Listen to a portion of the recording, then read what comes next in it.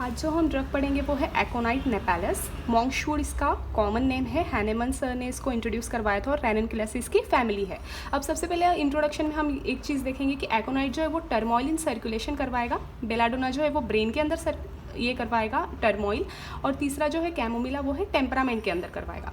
अभी यहाँ पे दिया है कि ये ना एक इनिशियल स्टेज के ऊपर हम दे सकते हैं। सडन और वॉयलेंट जो कंडीशंस होती है उसके अंदर हम इसे देंगे। अब क्लिनिकल इसमें वही दिया है कि initial stage of any acute disease such as. अब इसके बाद बहुत सारे एपोप्लेक्सी, अस्थमा, फिर ये बहुत सारी ये अलग अलग डिसीजेस है जिसके अंदर हम ये दवाई दे सकते हैं।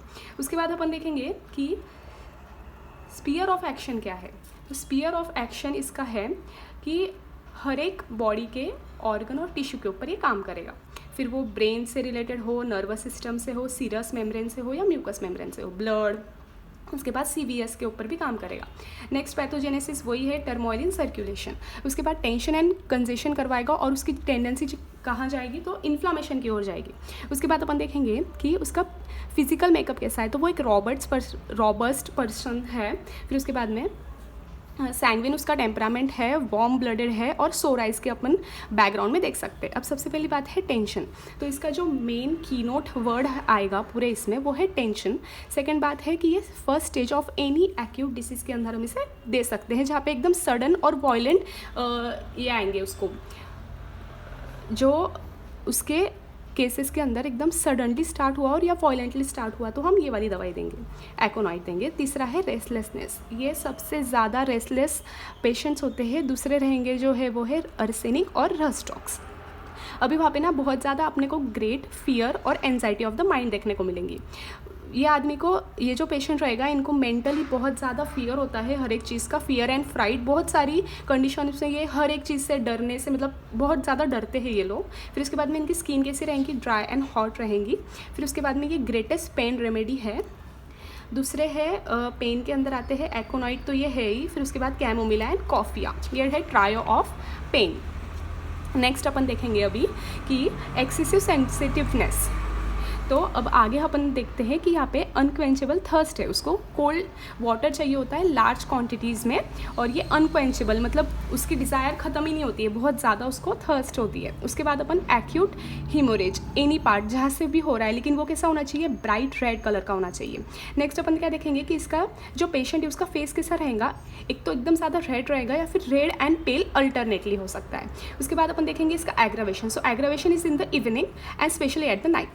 Amelioration is in the open air and uncovering. Next, it is also given in the congestive, यही अपन ने देखा कि कंजेस्टिव स्टेज ऑफ इन्फ्लामेशन जहाँ पे localization it has take place. तो ये जो ये MCQ आपको पूछा जाता है तो आपको ये याद रखना है। इसके बाद अपन देखेंगे कि पैरालिसिस, यहाँ पे अपने को ये भी देखने को मिलेगा एकोनाइट के अंदर कि पैरालिसिस तक करवाएगा ये कब, जब ये एक्सपोजर हो जाएगा वो पेशेंट का ड्राई कोल्ड विंड से, और ये अपने को कॉस्टिकम में भी देखने को मिलता है। नेक्स्ट पार्ट है माइंड। सो माइंड, इसमें आपको ये कभी कभी 5 मार्क्स के लिए अलग से माइंड भी पूछा जाता है, तो ये बहुत सिंपल है, आपको सिर्फ इतना याद रखना है कि ग्रेट फियर एंजाइटी। तो आप हर जगह यही लिख सकते हैं। देखो जैसे यहाँ पे दिया है कि उसको ना डार्कनेस से भी डर लग रहा है, फिर उसके बाद में उसको घोस्ट से डर लग रहा है, बाहर जाने से डर लग रहा है, लोगों से मिलने से डर लगेगा, फिर उसके बाद में स्ट्रीट पर चलेगा तो उसको डर लगेगा, फिर उसके बाद में fear of death in pregnancy. जो वुमेन होती है जब वो प्रेग्नेंट होती है तो उसको इस चीज़ का भी डर लगेगा कि कहीं वो प्रेगनेंसी में ही उसकी डेथ ना हो जाए।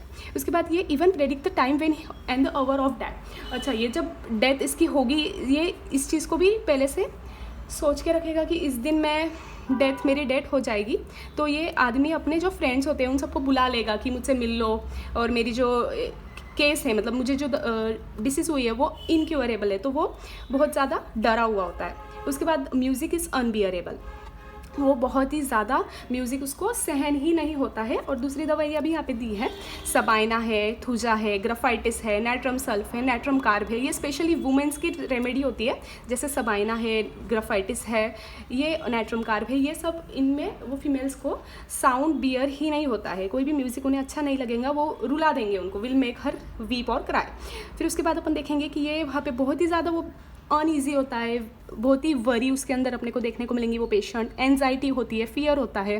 लास्ट में हैनेमन सर ने बोला है कि whenever aconite is chosen homeopathically we must move all above all. देखो अभी ये बोल रहे हैं कि ना जब भी हम इसे देखेंगे तो आपको एकदम सही से चुनना है कि उसके अंदर वैसी ही रेस्टलेसनेस आपको दिखाई दे रही है या नहीं।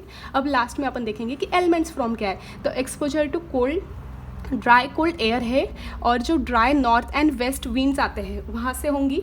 फिर उसके बाद में draft of cold air, violence perspiration, और लास्ट में हम देखेंगे कि अगर उसका कोई चेक्ड परस्पायरेशन हो गया है, अगर उसका नॉर्मल जो सिक्रीशन था वो चेक्ड हो गया है, मतलब वो अभी सप्रेस्ड हो गया है, तो अपने को ये उसके एलिमेंट्स है। उसके बाद है fear, fright, shock, heat of sun, हाँ हीट ऑफ सन से भी इससे तकलीफ होंगी, एक्साइटमेंट, एंजाइटी, एंजाइटी नहीं, उसके बाद है सर्जिकल ऑपरेशन या इंजरी। Thank you.